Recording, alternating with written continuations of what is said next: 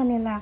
Ayan, Nel, 4,500, kailangan ko yung bayaran sa Biyernes. Kasi yan, Nel, 1,000 per month yung dagdag sa rent ko dahil nandito ka. Malaki nga yan kung tutusin. Kung makahanap pa tayo ng bahay na mas mura, maghanap pa tayo para at least hindi ganyan kabigat. Kasi ang total ng babayaran ko kada buwan, Nel, 6,000 sa rent lang yan dito sa bahay. Wala pa yung tubig niyan, wala pa yung pagkain, wala pa yung kuryente. Diba? Ang laki nun. So, 10K per month if ever man na yan. So, baka akala ni mama, hindi niya kasi ako pinatapos Sabi ko, yung nagbigay ng cellphone na yan, ate ko, si Ate Mary, tinulungan niya ako kasi kinuwento ko nga sa'yo na hindi kita kayang pag-aralin, kinuha lang kita para at least may tumulong sa'yo, tapos may, yung dito ka ba sa bahay, may matitirahan ka, pero syempre, ikaw pa rin magdadala sa sarili mo. Ako, tutulong lang ako sa sarili, sa'yo, pero hindi kita kayang dalhin.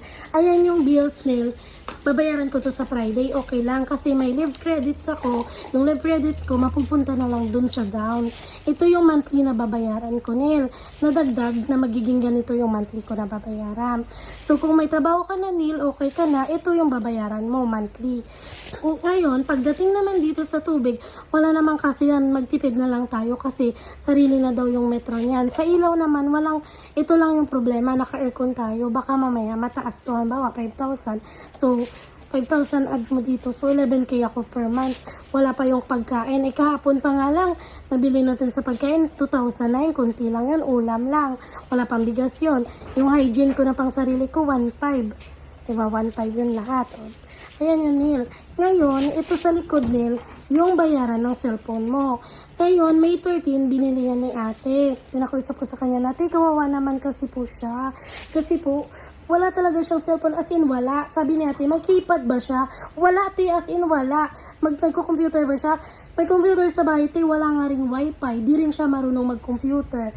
Ngayon, ayan, binili ni ate. Kasi sige, sabi ko, te, pwede ba makiusap, mag-swipe sa card mo, kung may laman pa yung credit card mo?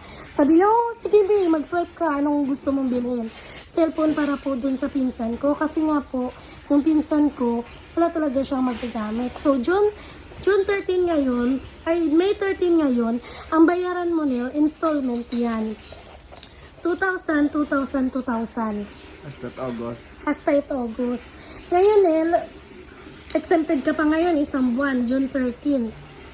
Ngayon, Nil, itong June 13, for sure, may trabaho ka na nito. Kasi nga, may nakausap na ko na manager ng Jollibee, pupunta ka na lang doon.